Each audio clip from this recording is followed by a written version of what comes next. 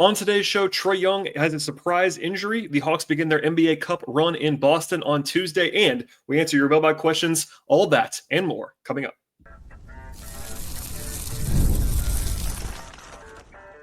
You are Locked On Hawks, your daily Atlanta Hawks podcast. Part of the Locked On Podcast Network. Your team every day. Hello, friends. Welcome to episode 1843 of the Locked On Hawks podcast.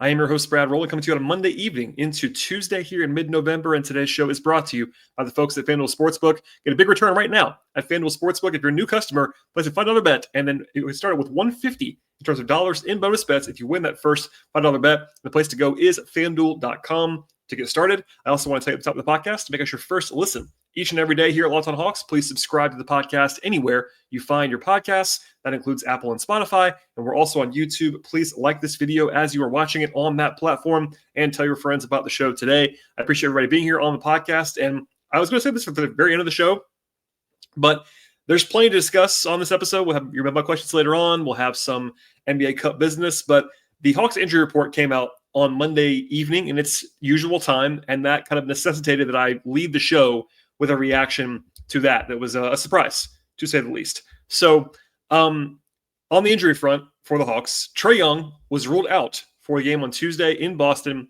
with what the Hawks are calling right Achilles tendonitis. At this moment, I'm recording this podcast about 8 p.m. Eastern time on Monday. I'm timestamping that for a reason, in case it changes. But that is all we know right now. And what anyone knows, because I've been checking all of the people that would report things. I've been making calls myself. No one has given any information beyond what the Hawks have listed on Trae Young at this point in time. The College Park Skyhawks are playing right now.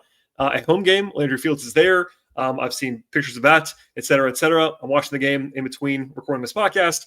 With that said, there is nothing official right now or anything unofficial even about what Trey's injury beholds other than the listing of, again, right Achilles tendonitis. So far, I couldn't find any indication of an injury on film during the game on Saturday. He played in his normal allotment of minutes, et cetera, et cetera. Quinn Snyder talked on Saturday, talked again on Monday, today as I'm recording this podcast, at practice, did not say anything about that. You know, Quinn's not usually going to be forthcoming with injury information necessarily, because there was no injury to ask about. No one asked directly either, because how would we have known? We wouldn't have. And Trey's played in every game this season, albeit too many minutes. And I think that's been something I've been talking about for quite some time now, is that everyone on the team, Quinn, everyone kind of knew they couldn't play Trey this much for very long because it's just been a lot of tax on him to this point in time. But as far as the Achilles is concerned, the only right Achilles reference that I could find in Trey's history was about a year ago in early November of last season. He was on the injury report for one game with right Achilles inflammation, listed as questionable in that game, and then he played in that game, and after that was not an issue again. So there's maybe some solace there, but we obviously don't know anything there.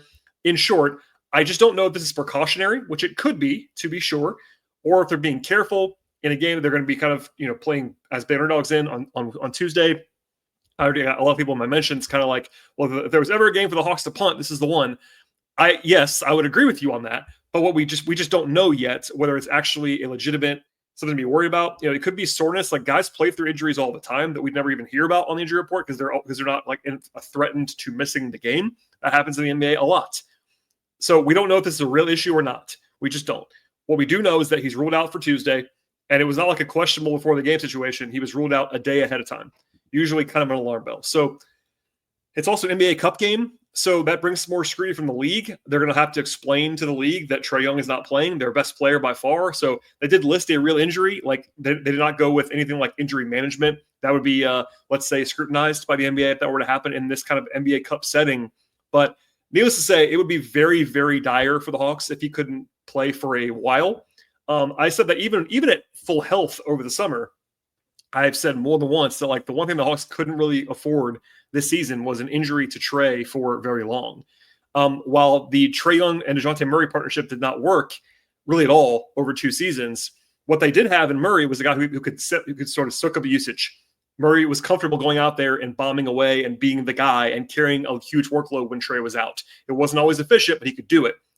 The Hawks only have that guy now in any way, shape, or form. So on top of the other injuries that they have, which we'll talk about in a second, like, it's really rough if Trae misses a lot of time. So that's very obvious if you watch this team on a regular basis, but just want to say that out loud.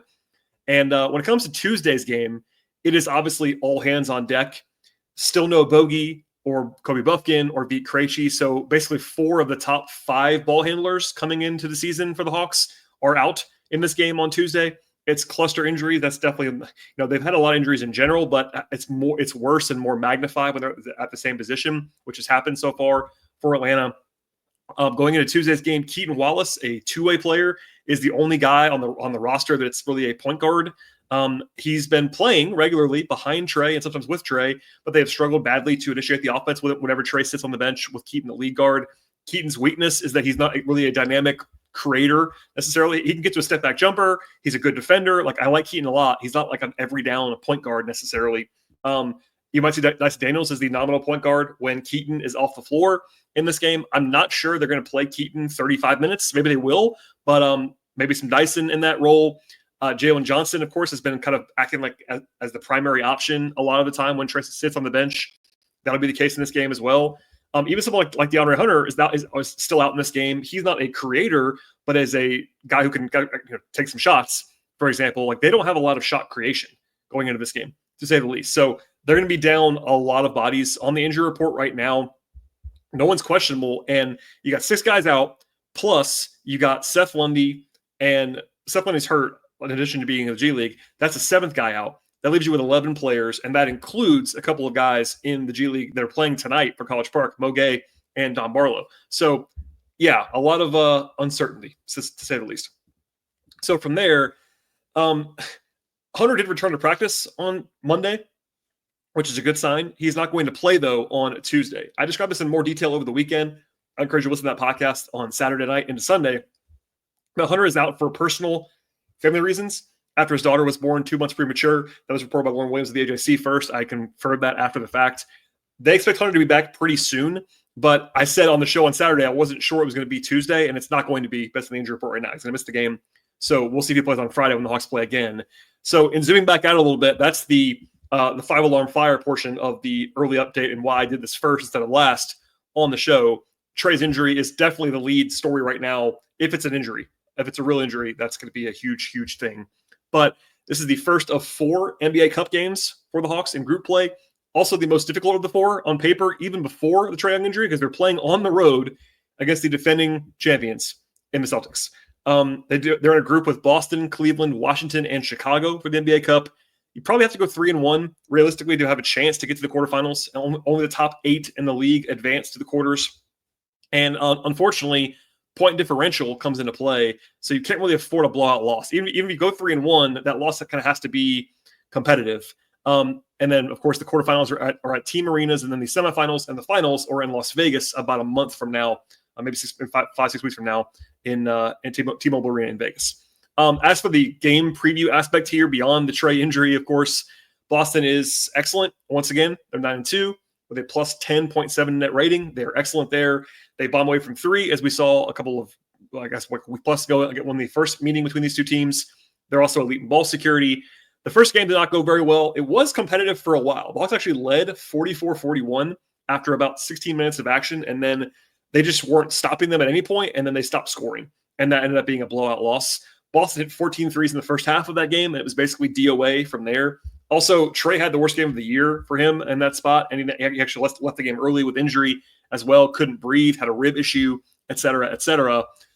So already a tough matchup. The Hawks would have been, I would probably guess, 10-point underdogs, maybe bigger than that, even with Trae played in this game. And then you throw Trae being out in the game, and that's obviously tough. Boston has their own injuries. Jason Tatum is actually questionable with an ankle injury. Al Horford is on the injury report with a toe issue. Horford generally does not play back-to-backs, and Boston plays again on Wednesday, so TBD there. I would guess, if I was just guessing right now, that given the Trae injury news, they might try to sit Al in this game because it's a pretty easy matchup for them now on paper. Tatum tweaked the ankle over the weekend. Jaylen Brown missed the first game against the Hawks. He's actually going to be back in this game, so that kind of offsets a little bit of this stuff.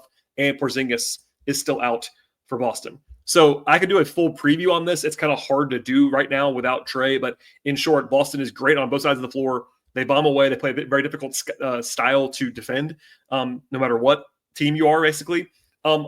If you want to try to find a small silver lining, the Hawks probably should be better defensively in a game without Trae. Because that, in theory, that's 48 minutes of either Keaton or Dyson at point guard.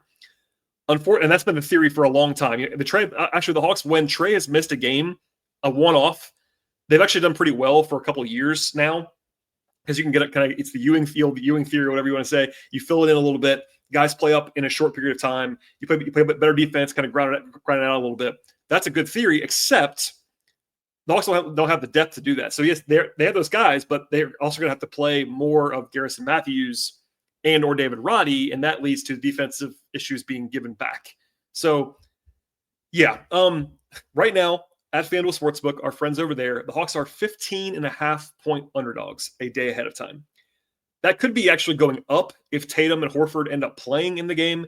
It might go down if Tatum sits, of course, but the only time in the last year plus that the Hawks have been this big of an underdog in a game was actually against Boston back in March. And the Hawks were 16 underdogs in that game, and they actually stunningly won that game outright in overtime. That was one of the biggest upsides of the season last year, by a point perspective, in the entire NBA. And similarly to this time around, the Hawks missed a lot of guys in that game. They were down 7 players, including Trae and Jalen and Okongwu and Sadiq Bey. So that was 4 of their top, 7 or 8 guys from last year, including Trae, their best player, and Kobe Buffkin, et cetera, et cetera. But that was the game where DeJounte, if you remember this, if you're a Hawks diehard, had 44 points on 44 shots. He took 44 shots in the game to kind of will them over the line. And that's what I was talking about earlier with the theory of that, is that it wasn't always pretty when DeJounte did this, but he could do it. And with due respect to Keaton Wallace and Dyson Daniels, those guys, they can't do that. So we'll see how that goes. I would say the Hawks are probably in a worse spot this time around, even though they're probably not missing the same, Trae and Jalen are not both out in this game, for instance, but Bogey being out too. I think the cluster injuries and the lack of ball handling and offensive punch on the perimeter is a little bit worse situation.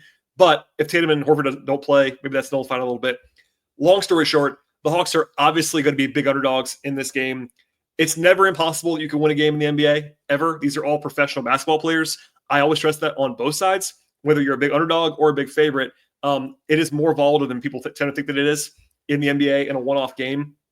And you'll get I'm sure the Hawks will have their best effort, especially early on in this game, trying to get this one NBA Cup, extra emphasis, all that stuff. But it is obviously an uphill battle. What I would also stress is that 1 of 82 in a game that you're probably quote unquote supposed to lose anyway is not that big of a deal. But what is a big deal, to bring it full circle, is if Trey Young misses real time beyond this, then it becomes more concerning, and you start to have your season kind of slip away from you potentially in the near future. So I'll have more on this, of course, as we learn more information.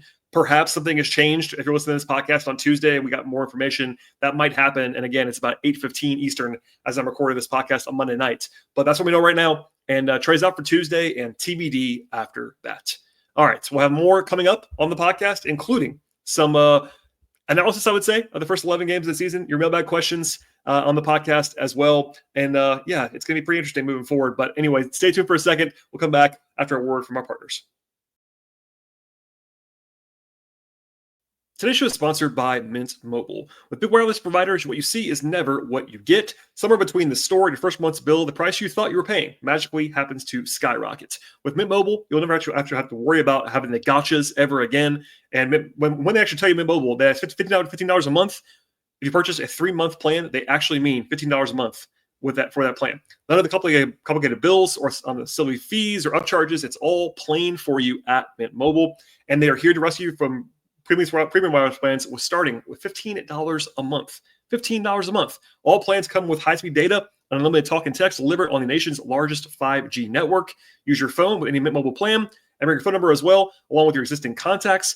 Ditch overpriced wireless with Mint Mobile's deal right now and get 3 months of premium wireless service for $15 a month.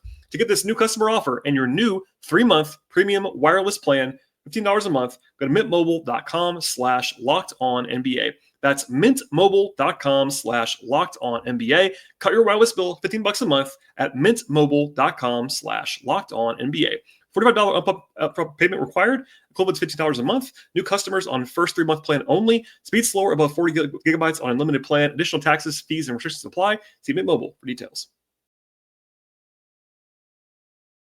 All right, and for the rest of the show, I'll be talking about kind of your mailbag questions, but also through the lens of the Hawks have played 11 games so far and kind of do a reassessment. This is the first time that they had actually more than one day off between games. They had Sunday off. They're off on Monday. And then after this one, looking ahead, they're off 2 more times in a row.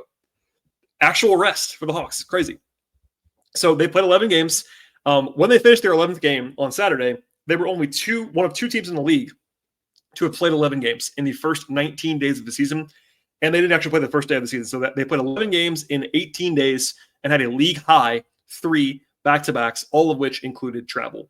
They have 3 losses as a betting favorite in those games, 2 of which came to the Wizards. And I've said this many times already, but those are the 2 losses that people came to focus on. I don't blame you at all. It was bad to lose both those games. Losing one of them wouldn't have been crazy. Losing both is not great, even with the injuries. And that is definitely plain to say out loud. The 3rd loss as a favorite was on Saturday against Chicago. And if you want to hear more about that game again, I did a podcast about it in deep dive fashion. It's available in this feed right now. The Hawks look like a team to me in that game that ran out of gas completely. They all admitted to that after the game. They were out of gas by the end. Doesn't necessarily tell you or comfort anyone, just what I saw with my eyes in that game. From there, they have 1 really awesome win against the Knicks, and then 3 other wins came as a favorite where you kind of just held serve in those 3 games. Then they had the 2 losses to OKC and Boston as big underdogs. Those are just going to happen. And then they have another game as a underdog that they lost to Sacramento. Not a bad loss, not a great loss, et cetera, et cetera. And then the game in Detroit where they were actually a small underdog because they had but then of course they had their worst quarter of the season in the first quarter at a bad time, and then almost pulled off the comeback and then couldn't pull it off. So anyway, obviously a tough game on Tuesday. So they're probably more likely to be 4-8 than 5-7 at this stage. And that's kind of a broad state of play after 3 weeks of action. But I figured it was a good time to get into some mailbag questions after kind of laying that out a little bit. I won't be able to hit on every single angle. So people always ask me this, like, what about this? What about this? I'm not saying I'm not answering those questions. It's just every show is a certain length. It can't be too much longer than that. And there's always a ton of stuff to get to. So I'm not ignoring certain things. I will try to answer you on social media, on Twitter, on Blue Sky, et cetera, et cetera. But for now, these are some questions to answer on this Monday evening into Tuesday. So a listener named Chris sent me a tweet about the Hawks record being 4-7 this year, and the fact that that was worse than the previous 2 years through 11 games. And then he asked me what to take from this and whether it means that the Hawks are likely to be worse than last year in particular, when, of course, they had 36 wins. So big caveat, as I already gave out, if Trae's out for a while, all of this is subject to change because that's going to be brutal. But in the meantime, the Hawks, are 4-7. Last year, they were 6-5 through 11 games. They were almost entirely healthy last year. They had 7 of their 8 guys at the top played in all 11 games, and the 8th guy was Trae, who played in 10 games. So they basically had, for all intents and purposes, their entire rotation healthy for the first few weeks last year, and had 1 back-to-back and no instances of 4 and 5 games in the first 10 games, basically. So easier schedule situation, much better health, and they went 6-5. 2 years ago, they went 7-4, which was, of course, better.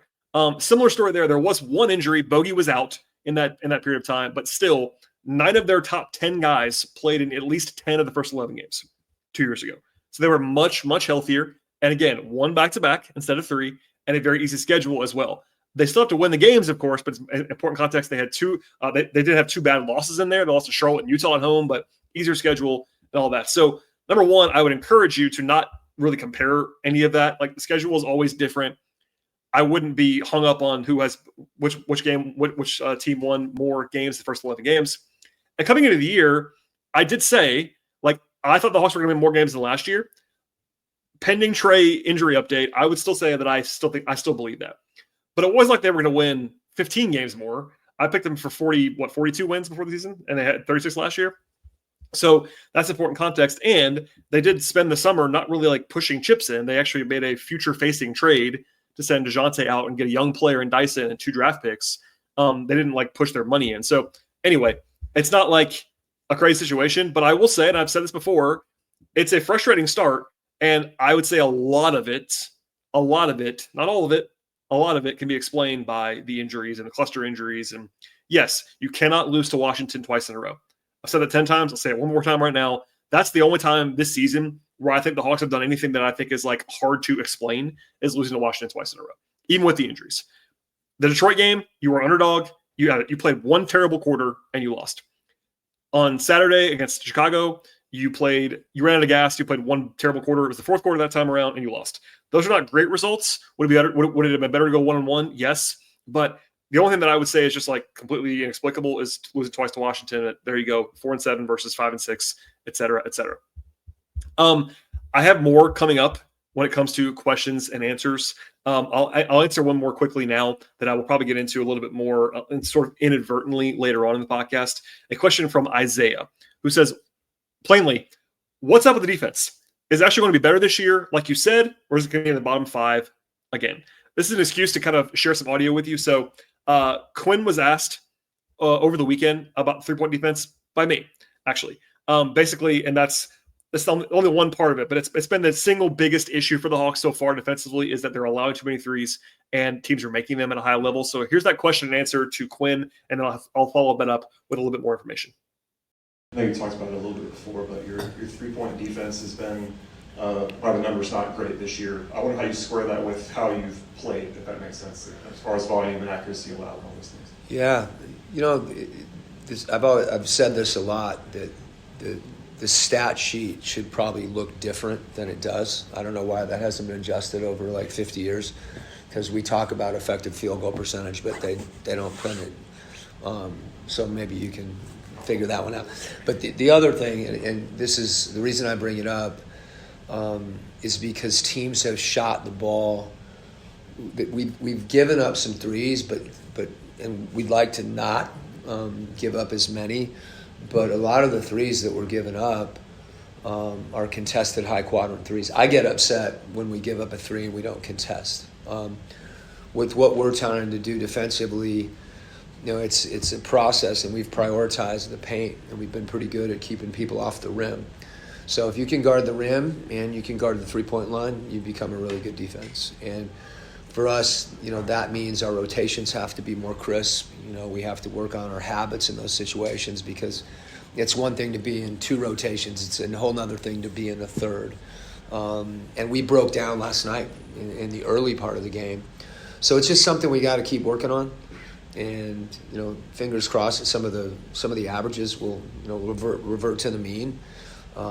That's not an excuse, but it's important, I think, from my standpoint as a coach, that there's certain things you want to react to, and other things that there's not all turnovers are created equal.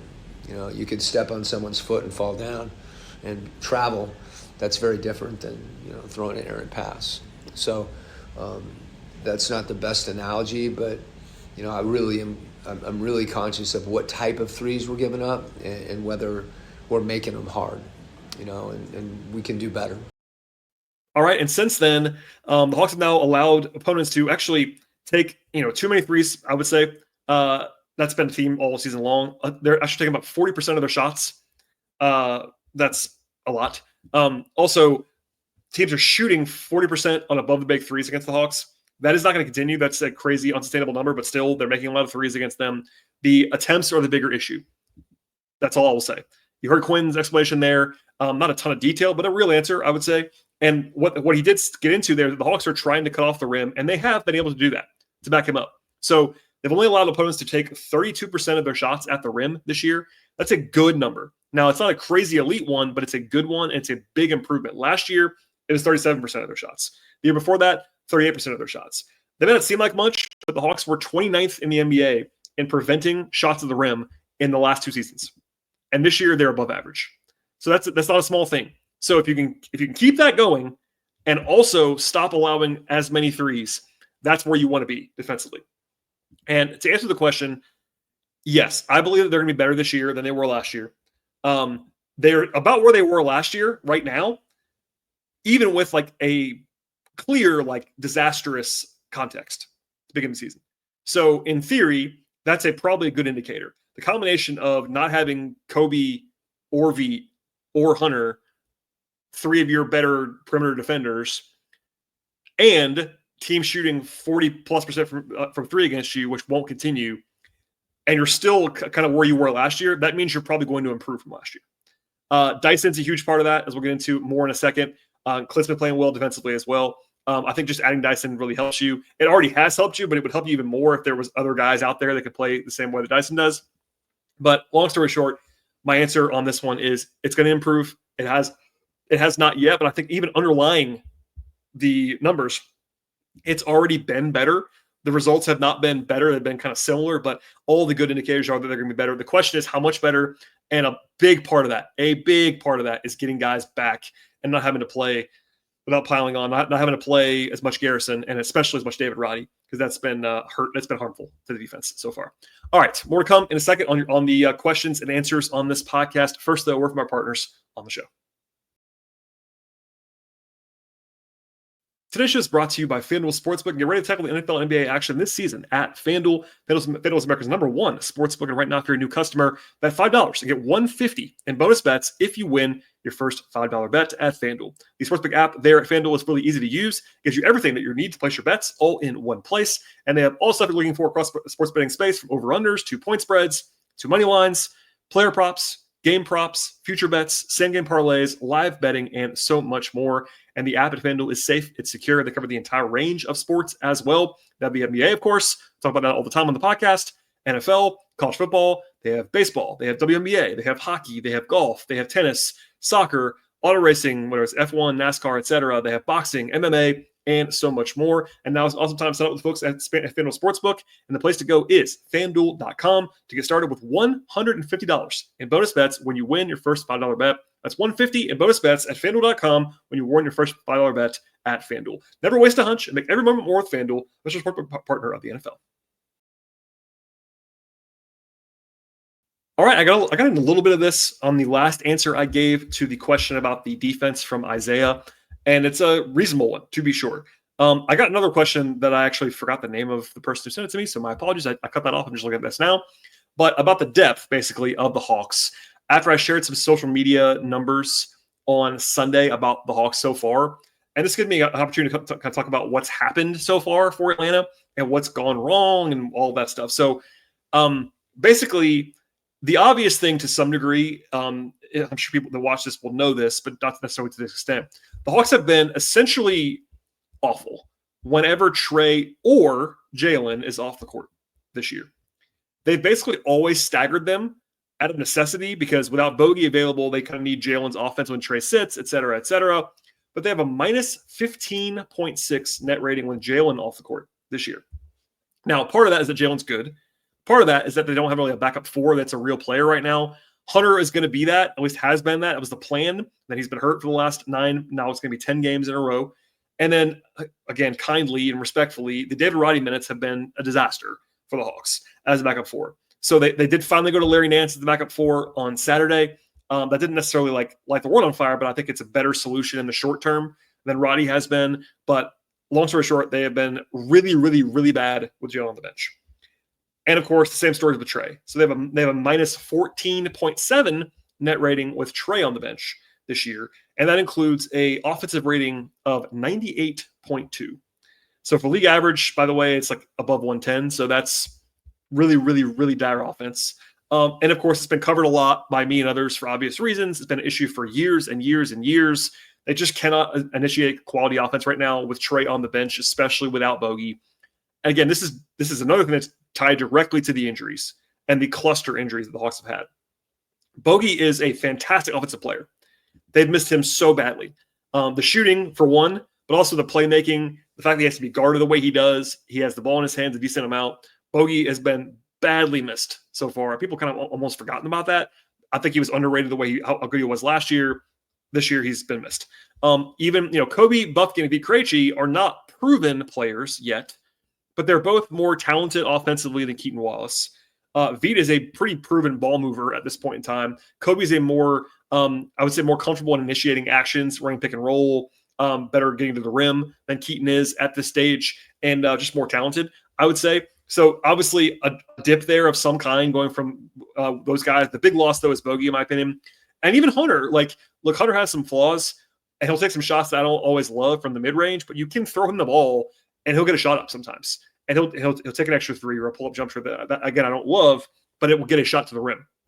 So, context-wise, they were never going to be great without Trae on the court this year, I don't think. That was a question that we talked about a lot leading up with myself and Tower Jones, Glenn Willis, et cetera, on those deep dive shows. Like, hey, it might be back to the old days where, they don't have a solution without Trae. But if you had Bogey, it'd be a lot easier. Even if you had Kobe, I think it would be better than it's been so far. And Hunter would have helped too. So anyway, they've been terrible with Trae Young off the court. Not shocking, but man, it's been dire. By the way, not as stark as without Trae and Jalen, but they've also fallen off quite badly when Clint Capella or Dyson Daniels are on the bench. Now, Capella is always a derisive topic in Hawks land, but look, they have a negative 8.2 net rating with Capella off the floor. And that's heavily driven by the defense. They've been much better defensively with Clint on the court this year. I think it's pretty clear to me that he's been the best center on the team so far this year. Now, not everyone agrees with that, but it is what it is. Now, the defensive numbers with Nance at center or the Kongwood center are pretty ugly. I do think in defense of those guys, some of that has to do with the fact that they're playing more with David Roddy or even Garrison Matthews. That's part of it. But even the lineup the Hawks fans are always wanting to see of a Kongwu and Jalen at the 4 and a 5 has been awful so far this year. They have a minus 12.4 net rating and a 122 defensive rating. Again, same thing there. They're not playing with great talent on the perimeter. They're probably playing with Garrison or playing with Roddy or whatever. It's not necessarily all on them, but it's undeniable that the defense has only been tenable this year when you had Clinton at center and I think with Dyson on the court. Because, again, same story with Dyson, minus 8 net rating without him on the floor, a 119 defensive rating with Dyson on the bench. I think it's pretty clear already to me that he's one of the better perimeter defenders in the entire league. You can debate on how high that is, but currently he's leading the league in deflections and steals, and deflections is impressive. Quinn had a great quote over the weekend about how Dyson's able to do all of that without fouling, without being out of position, which I strongly endorse. He has been incredible defensively this year. But in the absence, look, it was always going to be worse with him off the floor defensively this year. He's that good. But in the absence of Krejci and Bufkin and Hunter, the drop-off is even bigger when you're playing more of Roddy and more of Garrison defensively. And I think Garrison plays really hard defensively. He tries, actually improved on that on the floor. He's still a below-average defender.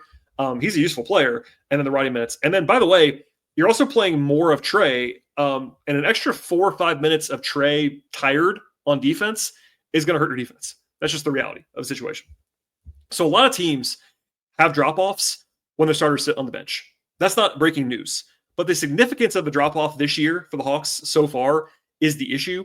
And I think the injuries are something you just cannot ignore and hand wave. Like I've heard for the last 2 days that all I do is make excuses about the Hawks, about injuries or about rest or whatever. It's stop making excuses. Number one, I don't have to make an excuse for the Hawks.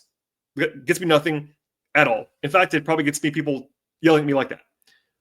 What I can do, and I always will do is on the show, is tell you what I think and what I analyze, what I can see, who I talk to, et cetera, et cetera. And so far, it is undeniable that the Hawks have been hurt badly by injuries, and that those injuries have compounded a tough schedule travel-wise and scheduling, as far as like non-rest wise, and that's led to overplaying of guys, getting them tired, and then some dire lineups, et cetera, et cetera. Doesn't mean Quinn's been perfect because he hasn't been. I've not loved some things that he's done so far, but I think it's pretty easy to see what's happened, especially defensively, when you're playing guys that just should not be on the court, or offensively, if Trae sits on the bench. Again, I like Keaton Wallace a lot. He is not a NBA level rotation player, offensive initiator at the point. If he's playing next to Trae, sure, he can play defense, hit threes. He's a pretty good shooter.